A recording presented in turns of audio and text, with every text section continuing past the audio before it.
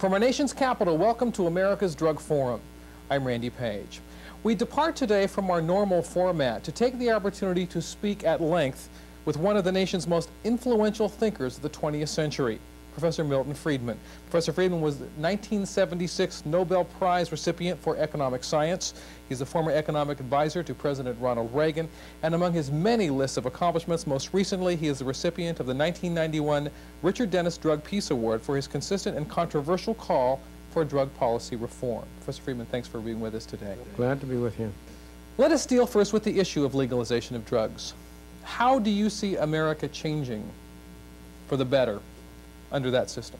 I see America with half the number of prisons, half the number of prisoners, 10,000 fewer homicides a year, inner cities in which there's a chance for these poor people to live without being afraid for their lives, respectable citizens who are now, citizens who might be respectable who are now addicts, not being subject to becoming criminals in order to get their drug, being able to get drugs for which they're sure of the quality. You know, the same thing happened under prohibition of alcohol as is happening now.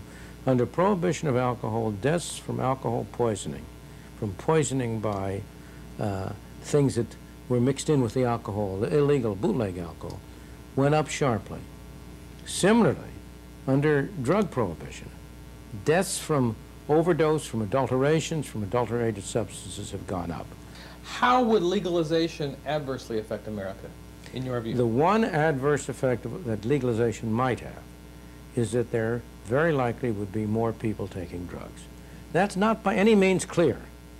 But if you legalized, you destroy the black market, the price of drugs would go down drastically. And as an economist, lower prices tend to generate more demand. However, there are some very strong qualifications to be made for that. The effect of criminalization, of making drugs criminal, is to drive people from mild drugs to strong drugs. In what way? Well, take marijuana. Marijuana is a very heavy, bulky substance, and therefore it's relatively easy to interdict. The warriors on drugs have been more successful in interdicting marijuana than, let's say, cocaine. So marijuana prices have gone up, they've become harder to get. There's been an incentive to grow more potent marijuana, and people have been driven from marijuana to heroin or cocaine or one of the other, or crack, one of the other drugs. Let us consider another drug then, and that is the drug crack, crack cocaine. Crack would never have existed, in my opinion, if you had not had drug prohibition. It was drug prohibition. Well, why was crack created? Because cocaine was so expensive that the preferred method of taking cocaine, I'm not speaking from personal experience, I've never touched any of this stuff. I'm speaking from what I've read in the literature. But the preferred method of taking cocaine, which I understand was by sniffing it, snorting it, became very expensive. And they were desperate to find a way of packaging young cocaine. Entrepreneurs. Absolutely, of course they're entrepreneurs. Look, the people who are running the drug traffic are no different from the rest of us, except that they have more entrepreneurial ability and less concern about not hurting other people. They're more irresponsible in that way. But they're in a business, and they're trying to make as much money as they can.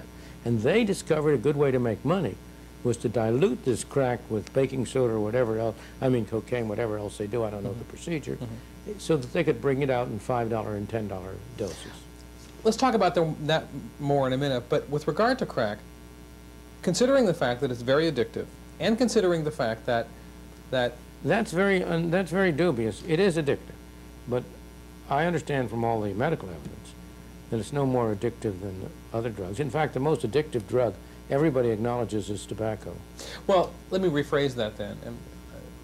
All of the information I've seen on it suggests that it is a drug which is very pleasurable. Absolutely. Let me put it that way. No doubt. And the effect of it is also very short.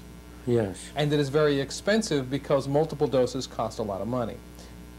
My question is, if drugs were legalized and if crack cocaine were available at a low cost, could it not be devastating in that it is so pleasurable, I am told, that more people could get it and stay on it for longer periods of time? Well, 'Well, maybe. Nobody can say with certainty what will happen along those lines. But the point is that But I think it's very dubious, because all of the experience with legal drugs is that there's a tendency for people to go from the stronger to the weaker, not the other way around, just as you go from regular beer to light beer. That's a tendency that there is from cigarettes without filters to low tar filtered cigarettes and so on.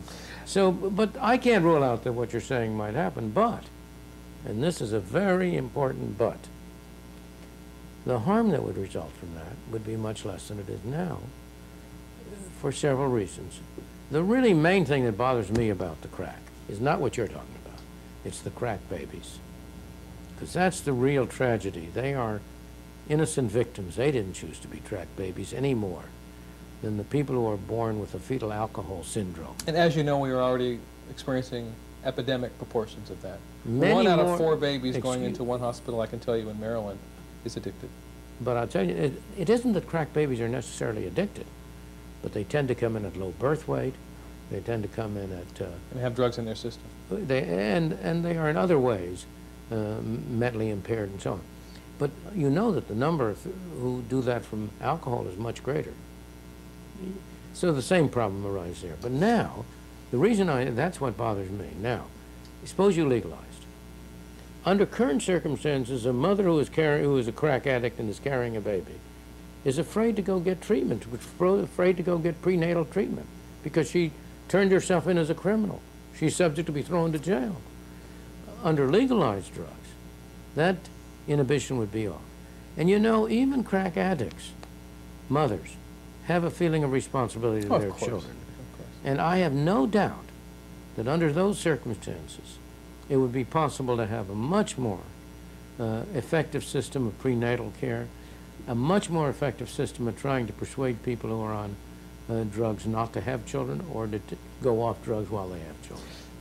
Let us turn to the early genesis of your belief that the drug laws may not be working the way the nation would hope them to. Tell me about the elements that you saw early on that changed your mind or changed your way of thinking.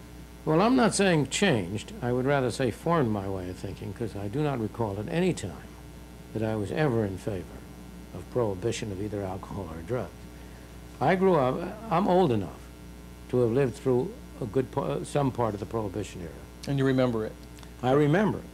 I remember the occasion when a fellow graduate student at Columbia from Sweden wanted to take me downtown to a restaurant where we had a Swedish meal and introduced me to the Swedish drink aquavit. This was a restaurant at which this Swedish fellow had been getting aquavit all during Prohibition. They had been selling it to him. And this was just after the repeal of Prohibition. And we went there, and he asked them for some aquavit. He said, "Oh no, we haven't gotten our license yet." And finally, he talked to them in Swedish and persuaded them to take us into the back where the kitchen where they gave us a glass of aquavit apiece. Now that shows the absurdity of it. During Prohibition, when I was a teenager, Prohibition was repealed in 1933 when I was 21 years old. So I was a teenager during most of Prohibition. Alcohol was readily available. Bootlegging was common. Any idea that alcohol prohibition was keeping people from drinking was absurd. There were speakeasies all over the place, but more than that. We had this spectacle of Al Capone, of the hijackings, of the gang wars.